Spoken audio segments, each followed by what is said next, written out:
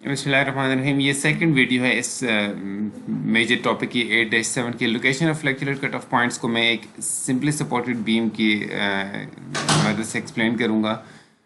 एक simply supported beam है जिसका 20 फुट इसका क्लियर स्पैन है, सेंटर टू सेंटर स्पैन है। और बहरहाल अभी हम उसमें नहीं जा रहे कि centre to centre clear span, बहरहाल 20 फुट इसका स्पैन है।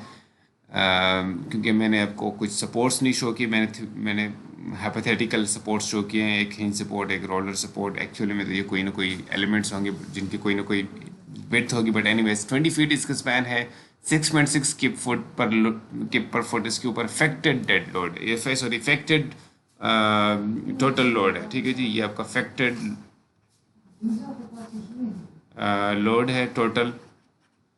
ठीक है जी, और इसका ज़ाहिर है फिर ये बेंडिंग मोमेंट डायग्राम इसकी बनेगी जिसके 330 किप फुट इसका मिड स्पैन मैक्सिमम मोमेंट बनेगा। ये मैंने y इक्वल टू लिखा है, बहरहाल पेरी बराद यहाँ पे मोमेंट था, y यहाँ पे मोमेंट है। Basically I am talking about bending moment in this case. मैं मोमेंट की इक्वेशन ये बन जाएगी, सिंपल इक्वेशन आप बना सकते हैं। 66x माइनस 66 यहाँ पे इसका रिएक्शन है, 66x minus 6.6x square by 2 इसका मोमेंट डायग्राम की इक्वेशन बन जाएगी। Simple see, you know this things.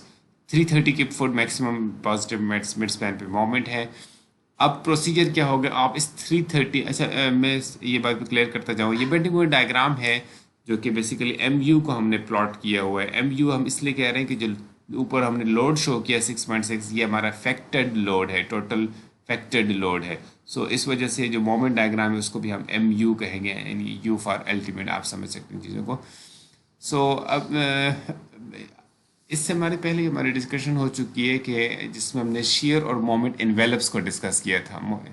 आपको पता है कि हम डिज़ाइन बेंडिंग मोमेंट डायग्राम की बेस पे नहीं करते, हम बेंडिंग मोमेंट इन्वेलप के ऊपर डिज़ाइन करते हैं, क्योंकि बेंडिंग मोमेंट इन्वेलप के अंदर बेंडिंग मोमेंट डायग्राम एक सर्टन एक एक जो load of pattern of loading है उसके अगेंस्ट बेंडिंग मोमेंट डायग्राम बने जाती है। जबकि इन्वेलप जो है उस वो जितनी भी पॉसिबल पैटर्न्स ऑफ लोडिंग हो रिक्वायर्ड होती है एक बीम या कंटिन्यूस बीम के स्पैन्स को एनालाइज करने के लिए, वो हम सारे उसमें कंसिडर करते हैं। लेकिन इस केस में चूंकि हमने एक सिंपली सपोर्टेड बीम कंसिडर कर ली है, तो सिंपली सपोर्टेड बीम में किसी भी तरह से आप बेंडिंग नेगेटिव बेंडिंग मोमेंट तो प्रोड्यूस कर नहीं सकते, क्योंकि सिंपली सपोर्ट्स उसके 100% हमारे सिंपली सपोर्टेड है। ठीक है, सो सिंपली सपोर्टेड बीम में you only need to think about positive bending moment. ठीक है जी, सारा रीजन पॉजिटिव बेंडिंग मोमेंट का होगा। अब पॉजिटिव बेंडिंग मोमेंट जो है मैक्सिमम ज़ाहिर मिड स्पैन पे आएगा जब आप डेड और लाइव लोड दोनों अप्लाई करेंगे। तो अब उसमें एक ही पैटर्न लोडिंग जो है, एक ही लोड पैटर्न जो है वो सारे जो सेक्शंस हैं उनके लिए आपको सबसे मैक्सिमम मोमेंट देगा। यानी डेड लोड और लाइव लोड दोनों through out the span apply होंगे, तो हमारे पास जो है वो मैक्सिमम मोमेंट्स प्रोड्यूस होंगे। हर सेक्शन के लिए मैक्सिमम मोमेंट प्रोड्यूस होने के लिए यही एक ही पैटर्न लोडिंग है। लिहाजा सिंपली सपोर्टेड बीम के लिए बेंडिंग मोमेंट डायग्राम जो आप बना रहे हैं इसके अगेंस्ट यही इसके यही इसके बेंडिंग मोमेंट एनवेलप भी है। ठीक है, सो ये इंपॉर्टेंट है। सो हमारे पास अगर मोमेंट डायग्राम आ गई है और उसमें मैक्सिमम वैल्यू भी हमारे पास है MU की, जिसके अगेंस्ट हमने अब क्या करना है, सेक्शन डिज़ाइन करना है। अब इसके अगेंस्ट हम सेक्शन डिज़ाइन करेंगे तो ज़ाहिर है पहले आप कुछ डायमेंशंस लेंगे, वो डिज़ाइन हम डिस्कस कर चुके हैं। लेट्स से हम फाइनल जो एक सेक्शन हम इसकी बेस पे डिज़ाइन करें, वो सेक्शन मैं आपके सामने ड्रॉ कर लेता हूँ कि लेट्स से ये हमने ड्रॉ कर लिया है, उसका ये हमने चूज़ कर लिया सेक्शन। लेट्स से हमारे ये पैरामीटर से FC prime 4000 PSI, FY 60 KSI, और लेट्स से हमारा सेक्शन 16 इंच वाइड है और D हमारा 21.5 इंच है, प्रॉब्ली H हमारा 24 इंच है। इसकी बेस पे हमने ये सेक्शन चूज़ कर लिया, 5 नंबर 8 बार्स हमने चूज़ कर दिए। इसके हमने फाइनली चेक भी, अगर आप क्विकली खुद चेक करना चाहें, 5 mm 343 की फुट बनता है। ये मैंने थोड़ी सी क्विकली कैलकुलेशन आपके सामने रखी है। ए की वैल्यू आप कैलकुलेट कर लें 4.36 इंच, और 5 mm की वैल्यू ये रखें 5 mm 0.9 एज्यूम करके लिखा है। You can confirm that this is really equal to 0.9। This is a tension, this would be a tension control section. A की वैल्यू वैसे भी छोटी आ रही है compare to D, so you can guess that this would be a tension control section. 343 cube foot हमारे पास capacity इसकी आ गई है, और हमारा MU at mid span was 330 cube foot, so this is okay, ये हमारा सेक्शन ठीक है। लेट्स ऑल्सो एज्यूम कि यही हमारा ये जो स्पेसिंग रिक्वायरमेंट्स हैं बिटवीन बार्स एंड वो सारी चीज़ें हमारी मीट हो रही हैं, मिनिमम विड्थ जितनी रिक्वायर्ड थी वो हमारी अवेलेबल है। सो लेट्स हमारा ये हमने सेक्शन डिज़ाइन कर दिया। यहाँ तक आपको कोई नई चीज़ इसमें नहीं है, आपको पता है कि हमने ऐसे डिज़ाइन करना होता है। सेक्शन आपने चूज़ कर लिया, हम जो डिस्कस करने जा रहे हैं वो ये डिस्कस करने जा रहे हैं कि आपने तो ये जो सेक्शन चूज़ किया है ये इस मोमेंट, इस MU at the mid span जो वैल्यू है, जो मैक्सिमम मोमेंट थी की वैल्यू थी, उसकी बेस पे आपने डिज़ाइन कर लिया है। जब मोमेंट इस तरफ रिड्यूस होता जा रहा है तो क्या ज़रूरी है कि ये पाँचों की पाँचों बार्स एंड तक लेके जाई जाएं? ऑफ कोर्स ये ज़्यादा इकोनॉमिकल नहीं रहेगा, हमें बार्स को रिड्यूस करना चाहिए। यानी अब इसमें अगर मैं ज़्यादा यानी असल में कंस्ट्रक्शन में मसला होता है, अदरवाइज क्या प्रोसीजर हो सकता है? ये एक प्रोसीजर एक ये हो सकता है कि मसलन ये 5 नंबर 8 बार्स के साथ मुझे जो स्ट्रेंथ मिल रही है 5 MN मिल रहा है, वो 343 क्यूब फुट मिल रहा है। मैं ये चेक कर सकता हूँ कि मैं 4 नंबर 8 बार्स मुझे कितनी स्ट्रेंथ देती हैं, और 5 MN में लिख लूँ यहाँ पे। इसी तरह 3 नंबर 8 बार्स कितनी स्ट्रेंथ देती हैं, फिर 2 नंबर 8 बार्स कितनी देती हैं, मिनिमम तो 2 बार हमें डालनी पड़ती हैं बारें। तो इन सारी स्ट्रेंथ्स को मैं कैलकुलेट कर दूँ, सिंपली मुझे क्या करना पड़ेगा, जो AS है वो मैं जहाँ 5 नंबर 8 बार्स का डाला था वो मैं यहाँ पे 4 नंबर 8 कर दूंगा, और इसी तरह से ये A की वैल्यू अपडेट हो जाएगी। इसी तरह यहाँ पे मैं 5 की जगह 4 कर दूंगा, और इसी तरह ये जो A की वैल्यू होगा updated value based on 4 bars, वो मैं यहाँ पे लिख लूँगा, और मेरे पास 5 MN का आंसर आ जाएगा कि इंच में कि फुट में कन्वर्ट कर लूँगा फॉर नंबर 4 बार्स और any number of bar. 3 bars के लिए भी आप इसी तरह से प्रोसेस कर सकते हैं, 2 बार्स के लिए भी।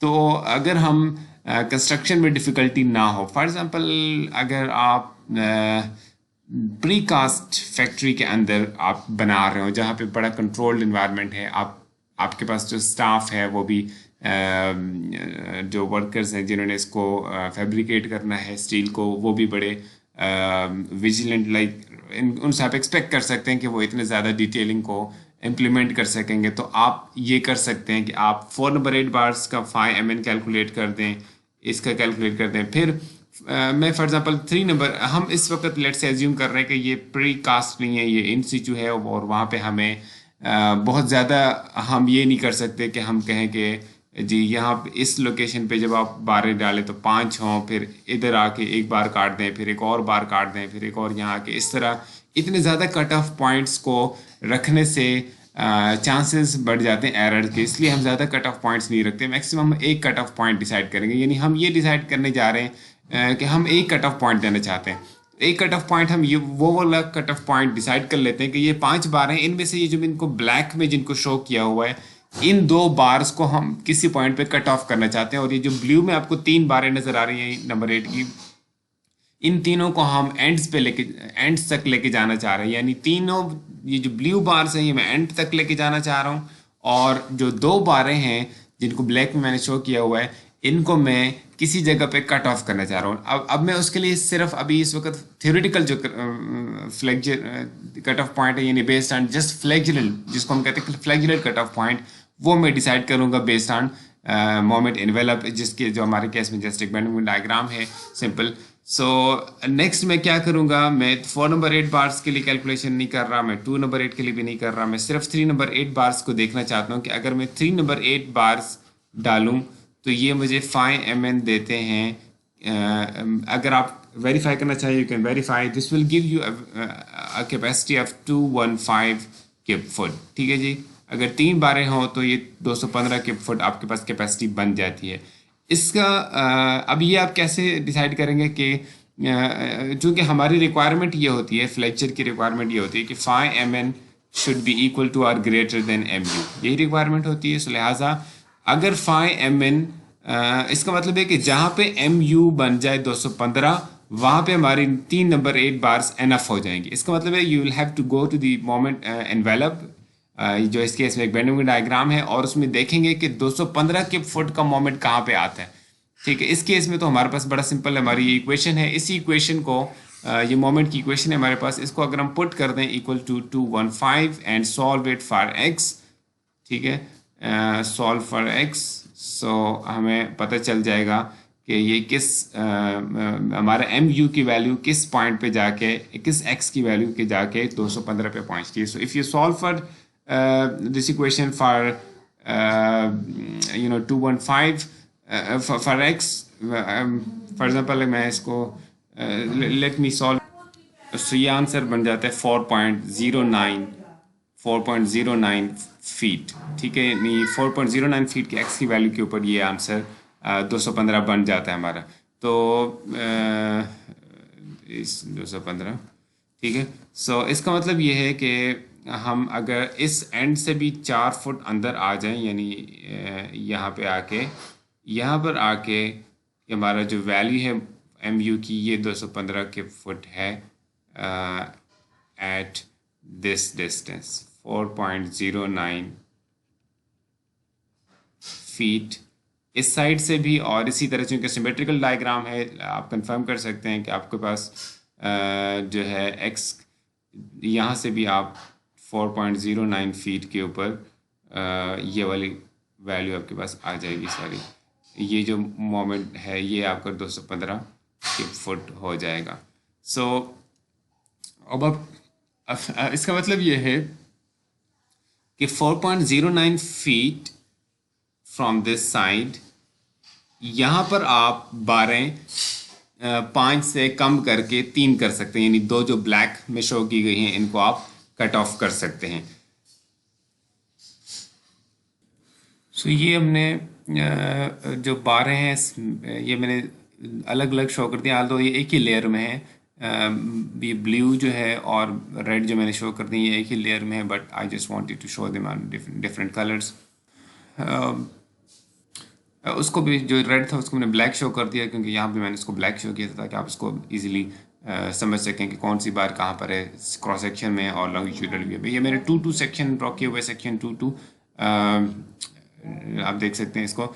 ये मैंने 5 बारें यहाँ पे डाली थी. 3+2 अलग लिखने का पर्पज़ ये था कि ये आपको पता चले कि 3 बारें जो है वो कंटिन्यू करेंगी और 2 बारें जो है वो कट ऑफ होंगी. ये ऊपर जो ड्रॉ हुई हैं ये 2 बार्स हैं, और मतलब नीचे से हम शुरू करते हैं बेसिकली कि नीचे जो हमने लाइन ड्रॉ की जो कंटिन्यू करने वाली बार है, आल तो है एक ही लेयर में, लेकिन हमने इनके बीच में जो डिस्टेंस, समटाइम्स इसको क्लैरिफाई करने के लिए ऐसे शो कर लिया जाता है कि ऐसे हम लिख लेते हैं, ये जो 2 लेयर्स हमने शो की हम बता देते हैं कि ये 0 फीट का डिस्टेंस है, यानी ये कोई डिफरेंट लेवल्स पे नहीं है, ये एक ही लेवल पे है, बट हमने उनको लाइंस अलग शो की हैं ताकि हम बता सकें कि कौन सी बार कंटिन्यू करनी जा रही है और कौन सी बार कट ऑफ की जाएगी लॉन्गिट्यूडनल व्यू के अंदर ही. फर्दर एलेबोरेट करने के लिए हमने फिर सेक्शंस ड्रॉ कट किए हैं. एक सेक्शन 2-2 ड्रॉ किया और एक सेक्शन हमने 1-1 ड्रॉ किया. अभी मैंने सेक्शन 1-1 ड्रॉ नहीं किया, लेकिन आपको पता है सेक्शन 1-1 के अंदर और सेक्शन 2-2 में सिर्फ ये फ़र्क होगा कि अगर मैं अभी ड्रॉ कर लेता हूँ आपके सामने कि सेक्शन 1-1 में सिर्फ ये ब्लू वाली बार्स होंगी जो कंटिन्यू करेंगी आगे जाके. अब ये मैंने कहाँ पे कट ऑफ किया, ये मैंने 4.09 क्यूब फुट पे कट ऑफ किया है इन 2 बार्स को. ये मैंने सेक्शन ड्रॉ कर दिया. सेक्शन ये 2-2 मैंने लिखा भी मैंने गेस्ट कॉपी किया, और ये सेक्शन है मेरा 1-1, सेक्शन 1-1, ठीक है जी. सेक्शन 1-1 को मैंने यहाँ शो कर लिया. वही डायमेंशन से ज़ाहिर है इसकी भी 16 इंच और वही डेप्थ है इसकी. 2 जो बारें ब्लैक में नज़र आ रही थी वो आपको नहीं नज़र आ रही हैं, सिर्फ 3 नंबर 8 बार्स हैं. 5 mm इसका 215 के फुट है. सो ये हमारा सेक्शन 1-1 सेक्शन 2-2 हमने एलेबोरेट कर दिए. अब क्वेश्चन ये है कि क्या ये जो हमने कर लिया है कि हमने 4.09 के from each side, from each and हमने 2 बारें काट दी हैं, सिर्फ 3 बारें हमने कंटिन्यू कर दी हैं. अभी इसके अंदर डेवलपमेंट का कॉन्सेप्ट हम बीच में लेके आते हैं कि क्या ये जो स्ट्रेंथ्स हम शो कर रहे हैं 5 mn equal to 215 cube foot और 5 mn equal to 343 cube foot for 5 number 8 bars and this for number 3 bars, 3 number 8 bars, क्या ये प्रॉपरली डेवलप हो पा रही हैं कहीं पे लोकेशंस के ऊपर या नहीं हो पा रही है, और इनकी डेवलपमेंट को कंसिडर करते हुए इस क्या इफ़ेक्ट पड़ेगा. सो अब जैसे ही आपको MU डायग्राम नज़र आ रही है, इसी तरह हम एक और डायग्राम ड्रॉ करते हैं जिसके अंदर हम 5 mn को प्लॉट करेंगे. जैसे MU होता है ना, बेंडिंग डायग्राम होता है कि आपका कितना रिक्वायर्ड मोमेंट है अलॉन्ग, और एक्स एक्सिस पे क्या होता है distance along the span of the beam. इसी तरह से हम एक और डायग्राम जिसमें distance along the span of the beam और वाई एक्सिस वर्टिकल एक्सिस के ऊपर हम फाई एम एन को प्लॉट करने जा रहे हैं। So let me now show you how to draw phi M N diagram. सो ये हमारे पास सिचुएशन है, ये हमारी मोमेंट स्ट्रेंथ डायग्राम। अभी तक जो हमारा डिस्कशन है उसके मुताबिक ये मोमेंट स्ट्रेंथ डायग्राम है, और अभी इसमें हमने सिर्फ बस इन इक्वेशंस को देखा है, फाई एम एन को देखा है, और फाई एम एन को जो हमारी स्ट्रेंथ एनालिसिस का बेसिक प्रोसीजर उसके बेस पे हमने ये मोमेंट स्ट्रेंथ डायग्राम ड्रॉ की है। अभी इसको थोड़ा सा हम चेंज करेंगे, मॉडिफाई करेंगे, taking into account development concept. लेकिन उससे पहले मैंने ये डायग्राम आपके सामने रखी है। ये डायग्राम में मैंने नीचे हमारे 3 नंबर 8 बार्स हैं जो कंटिन्यू कर रही हैं थ्रू आउट एंड सक, और 2 नंबर 8 बार्स ये भी इसी लेवल के ऊपर है, लेकिन इन 2 बार्स को हमने सी पॉइंट और सी प्राइम पॉइंट्स के ऊपर कट ऑफ किया है at distance 4.09 feet from each and. अब अगर आप डेवलपमेंट का कॉन्सेप्ट माइंड में लेकर आएँ तो अब ये जो 2 बारें हमने काटी है यहाँ पे, ये वाली ऊपर जो हमने शो की हैं 2 बार्स हमने काट दी हैं, ये 2 बारें इस पॉइंट पे अनडेवलप्ड हैं। क्यों अनडेवलप्ड हैं? इसलिए कि हमने फॉर एग्जांपल एज्यूम ये किया है कि एट सी पॉइंट जहाँ पे यानी just to the right of C हमारे पास 5 बारें हैं। ठीक है, just to the right of C हमारे पास कितनी बारें? 5। उन 5 बारों का हमने जो कैलकुलेशन की है एम एन की, फाई एम एन की, उसमें अगर आप देखें तो एफ वाई की वैल्यू हमने 60 पुट की है। एफ वाई की वैल्यू हमने इन stress in the bars, each bar 5 bar हैं, हर एक का एरिया 0.79 है और हर एक में स्ट्रेस हमने 60 एज्यूम किया है। ये हमने इस वक्त एज्यूम किया था कि ये 60 डेवलप होगा।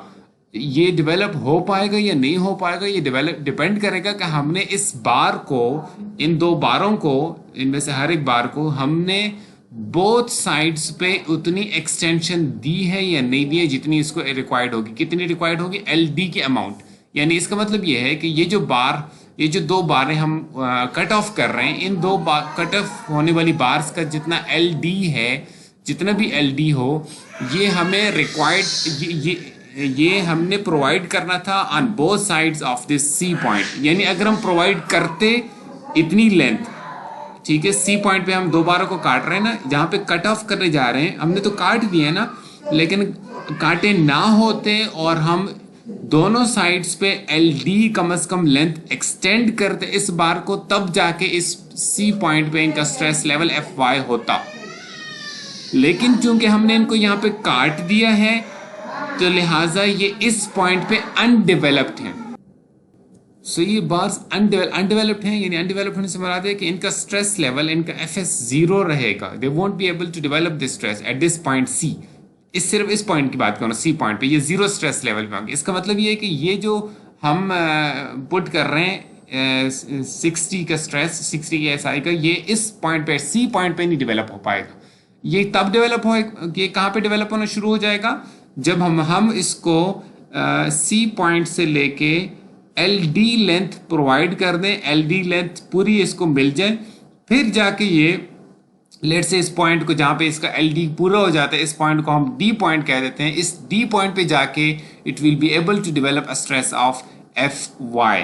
बिटवीन सी एंड डी ये कितना स्ट्रेस डेवलप करेगा? It can be assumed to be linearly varying. यानी इसका मतलब ये है कि अगर इसका स्ट्रेस लेवल यहाँ पे 0 है, यहाँ पे पूरा एफ वाई जितना कि हमने कैलकुलेशंस में एज्यूम किया है, इसका मतलब है कि ये जो कैपेसिटी हमने कैलकुलेट की 343 किप फुट, असल में ये कैपेसिटी हमारी डेवलप होगी जब हम डी पॉइंट पे पहुंचेंगे। यानी ई पॉइंट पे तो ये कैपेसिटी है नो डाउट, क्योंकि ई पॉइंट से दोनों तरफ एल डी लेंथ ये 5 बारें एक्सटेंड कर रही हैं, तो 5 बारें एफ वाई लेवल पे पहुंचेंगे एट ई पॉइंट।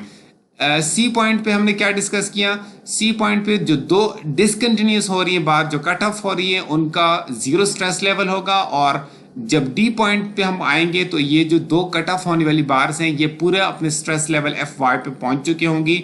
इसका मतलब ये है कि ई पॉइंट से लेके डी पॉइंट, और अगर हम डी के सिमेट्रिकली दूसरा पॉइंट प्लॉट करते हैं, यानी जैसे सी डी डिस्टेंस है, इसी तरह सी प्राइम से लेके इस तक, यहाँ लेट्स से इस पॉइंट को हम डी प्राइम कह देते हैं, symmetrically place with respect to D.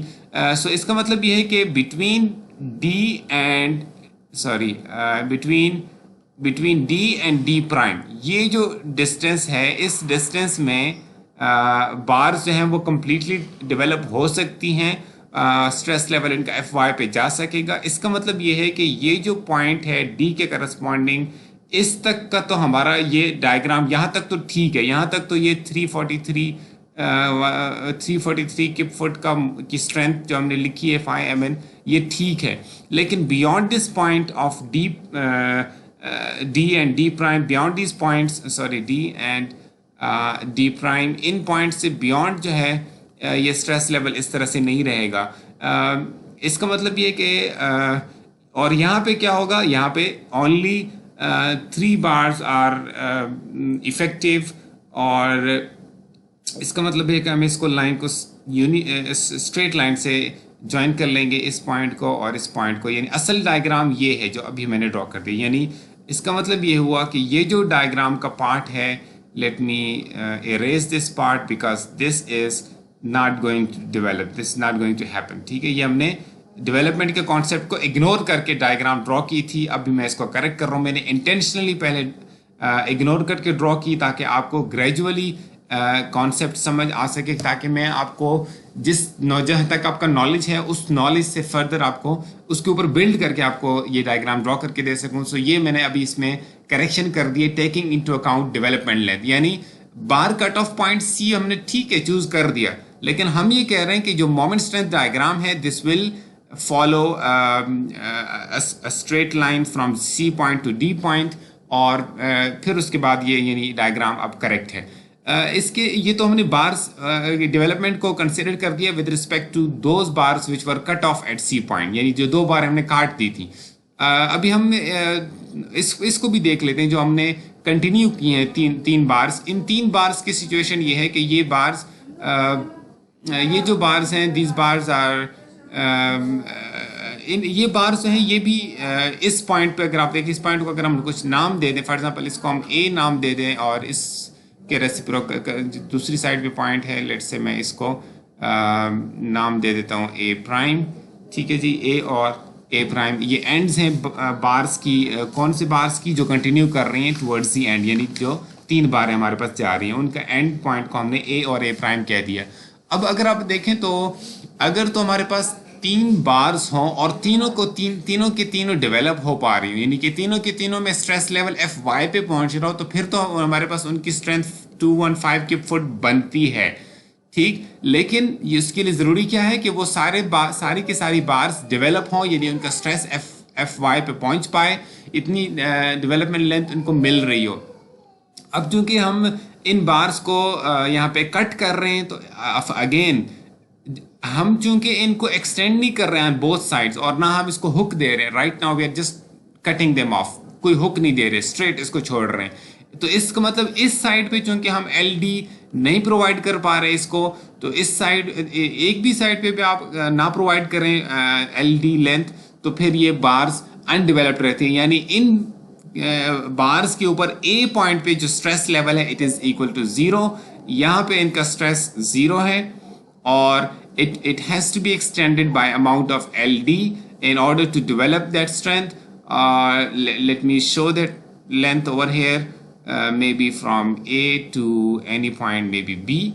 Let's say ये B point है, ये LD यानी AB जो length है, मैं इसको B point को ऊपर शो कर लेता हूँ। ये जो B point है, let's say यहाँ पे जाके इसकी development length पूरी हो जाती है। मैं just कुछ यानी आप ये ना समझिएगा कि अब ये आपने इधर एल डी बड़ा शो कर दिया, छोटा शो कर दिया, मैं सिर्फ समझाने के लिए अभी ड्रॉ कर रहा था, तो अभी मेरा कोई इरादा नहीं था टू द स्केल ऐसे इसको शो करने का। सो अभी बहरहाल आप इसको एक्सेप्ट कीजिएगा कि मैंने इसको लेट्स से मैंने सेम ड्रॉ किया होता एल डी और एल डी को, क्योंकि बारें सेम है, कंडीशन सेम है, so we will expect same L D for both bars. लेकिन anyways just ignore this out of the scale drawing. B point पे जाके ऐसी पूरी डेवलपमेंट लेंथ नीचे वाली बार्स की पूरी हो रही है। नीचे वाली बार मैं समझाने के लिए कह रहा हूँ, असल में ये एक ही लेवल पे, मैं बार बार कह रहा हूँ, इनके बीच में 0 फीट का डिस्टेंस है, इनकी हाइट सेम लेवल के ऊपर है। सो इसका मतलब ये है कि अब इसमें जो मोमेंट स्ट्रेंथ डायग्राम आपको नीचे नज़र आ रही है, इस डायग्राम में जब हम करेक्शन करेंगे तो यहाँ पे चूंकि कोई भी बार डेवलप नहीं है तो यहाँ पे हमारा फाई एम एन ज़ीरो रहेगा, और जब ये एल डी पे पहुँचेंगी बार्स तो फिर इनका सॉरी ये लाइन ऐसे ड्रॉ करनी थी स्ट्रेट, यहाँ आके ये पूरी डेवलप हो पा रही है। सो ये जो डायग्राम इसी तरह से इस साइड पे भी हम बी पॉइंट को शो कर लेते हैं। So let's me show that point, let's say ये है वो पॉइंट बी, ठीक है। ये एल डी हमने इसी तरह से इधर भी शो कर दिया है। इसका मतलब ये है कि इसको राइज करना होगा from this point up to this point, ऐसे ये ड्रॉ करते जाएंगे। और अब ये जो ट्रिवियल पार्ट है, यानी ये जो असल में एग्जिस्ट नहीं करता, इसको मैं रिमूव कर लेता हूँ।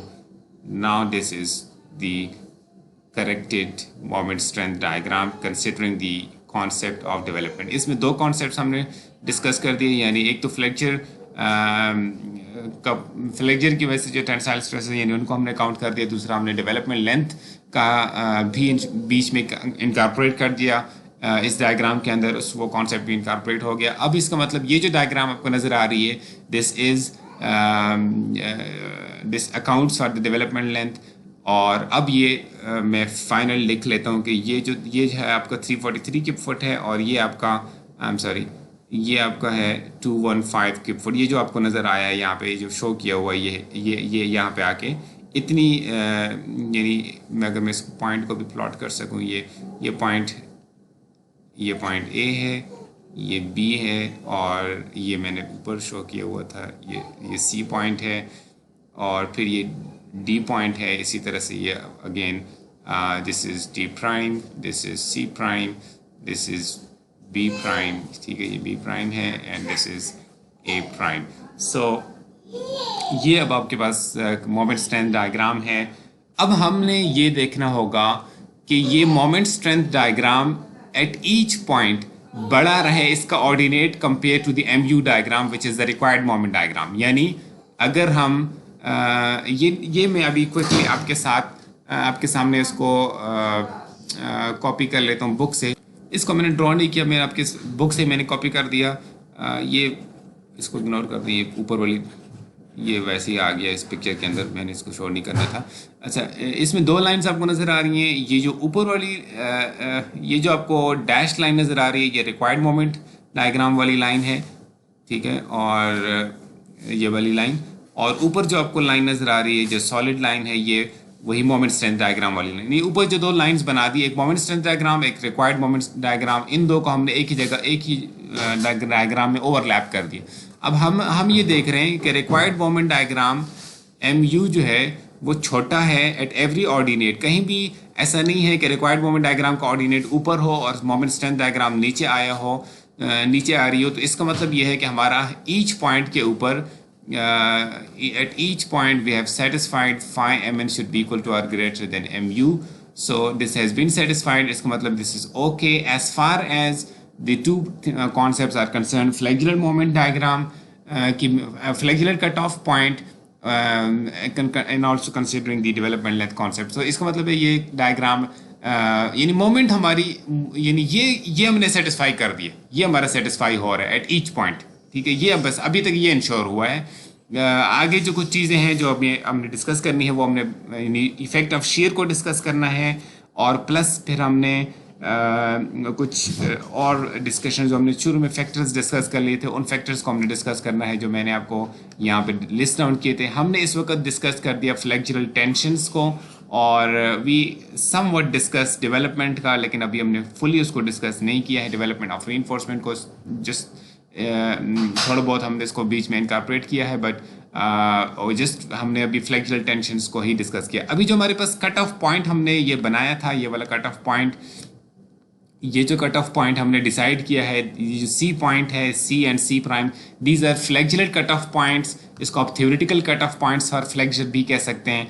अभी ये है, अभी सी और सी प्राइम जो पॉइंट्स डिसाइड किए गए हैं, इनको हमने मॉडिफाई करना होगा। मॉडिफाई करने से मुराद ये है कि we will have to see कि मतलब we will have to हमें बेसिकली थोड़ा सा फर्दर एक्सटेंड करना पड़ जाएगा when we consider the rest of the factors, लेकिन right now C and C prime are the flexural cut off points, और डेवलपमेंट लेंथ की बेस पे हमने रिक्वायर्ड मोमेंट स्ट्रेंथ डायग्राम को मॉडिफाई करके देख लिया and it still satisfies this equation, so this is okay as far as moment requirements are concern.